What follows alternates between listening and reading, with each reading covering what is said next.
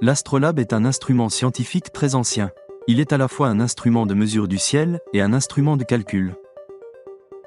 Il permet, par exemple, de relever la hauteur d'un astre et de calculer son heure de lever ou de coucher, ou de relever les angles entre deux repères géodésiques. Ou encore, de convertir les coordonnées d'une étoile du système équatorial au système horizontal. L'astrolabe met en œuvre une construction ingénieuse. Sa réalisation est une prouesse de techniques artisanales, mettant en œuvre gravure et découpe du métal, tout en respectant la précision des tracés.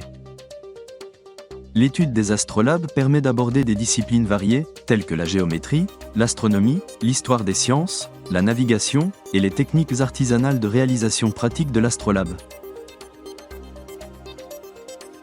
La face d'un astrolabe planisphérique est composée de plusieurs éléments, dont certains sont mobiles. Le trône, souvent richement décoré, permet de tenir l'astrolabe suspendu verticalement, grâce à un anneau ou une cordelette.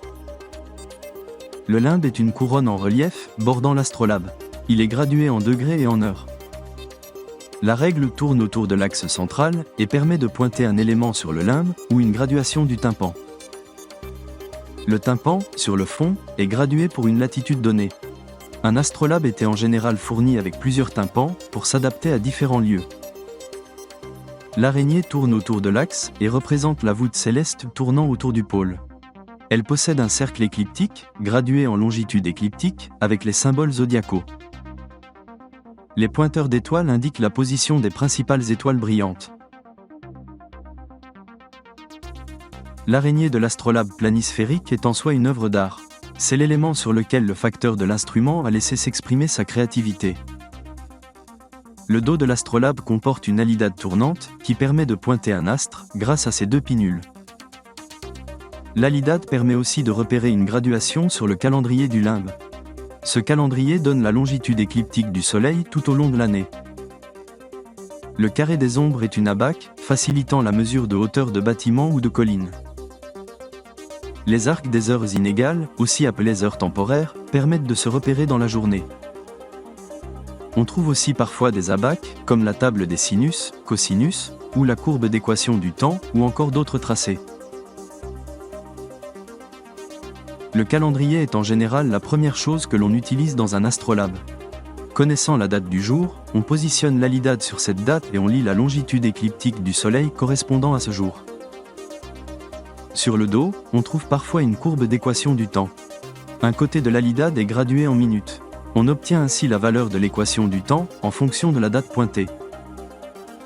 Le carré des ombres permet de mesurer la hauteur d'un bâtiment ou la profondeur d'une vallée à partir de l'angle mesuré et de leur distance au point d'observation.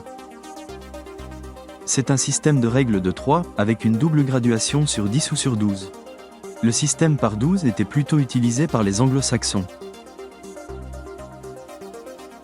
L'astrolabe planisphérique fait usage de la projection stéréographique. Cette projection permet d'obtenir une image de la sphère sur un plan. C'est l'origine du terme planisphérique. L'avantage de cette projection est qu'elle conserve les cercles et les angles. On projette un point de la sphère sur l'équateur en regardant à partir d'un pôle. Un point qui se situe dans l'hémisphère nord se projette à l'intérieur du cercle équatorial. Un point situé dans l'hémisphère sud est projeté d'autant plus loin qu'il est proche du pôle sud. C'est pour cette raison qu'on limite le tracé de l'astrolabe au tropique du Capricorne. C'est lui qui détermine le diamètre du limbe. Ceci pour un astrolabe de l'hémisphère nord. Pour un lieu situé à 50 degrés nord, l'horizon, incliné par rapport à l'axe des pôles, se projette sous la forme d'un cercle décalé. Les cercles de hauteur se projettent comme des cercles décalés les uns par rapport aux autres. Sur le tympan, le cercle de hauteur 0 degré délimite l'horizon. On a d'un côté ce qui se trouve au-dessus de l'horizon et de l'autre ce qui est en dessous. L'horizon est se trouve à gauche, car il faut se souvenir qu'on a projeté la sphère céleste et qu'on l'observe sur le tympan, comme vu depuis l'extérieur de la sphère. On trace les cercles de hauteur au-dessus de l'horizon. Ils convergent vers un point représentant le zénith local. Les méridiens d'azimut donnés se projettent sous la forme d'arcs de cercle passant par le zénith. On a également coutume de représenter certains cercles de hauteur négative correspondant au crépuscule. Un tympan est donc conçu pour une latitude donnée. Pour utiliser l'astrolabe, il faut installer le tympan correspondant à la latitude du lieu. Plus on monte en latitude, plus le cercle d'horizon se centre sur l'astrolabe. L'astrolabe est donc un assemblage de différents composants sur un axe central. La base, que l'on appelle la mer, est bordée par le limbe et surmontée d'un trône, permettant de suspendre l'astrolabe. Le tympan est en général un disque amovible, que l'on insère à l'intérieur du limbe, et qui se fixe à l'aide d'une encoche. Ensuite, on installe l'araignée, qui peut tourner autour de l'axe. Puis la règle, également mobile. Le tout est en général verrouillé par une goupille insérée dans l'axe, qui maintient les éléments en place sur l'axe. Voici un exemple d'astrolabe moderne en laiton, réalisé par Brigitte Alix. En haut, la mer est gravée avec des constellations sur le fond, ce qui est purement décoratif et n'a pas d'usage pour l'astrolabe.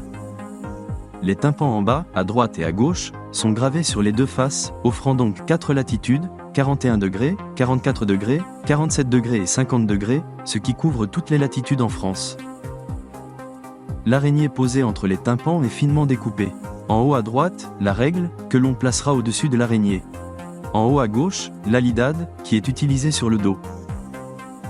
Ici, une présentation éclatée des composants de l'astrolabe planisphérique, vue dans un musée. Le logiciel Shadows Pro permet le tracé et l'animation d'un astrolabe planisphérique, ainsi que l'impression à l'échelle de ses éléments, et leur découpe sur une machine à graver laser. Retrouvez d'autres informations sur les astrolabes, ainsi que le logiciel Shadows Pro, sur le site www.shadowspro.com.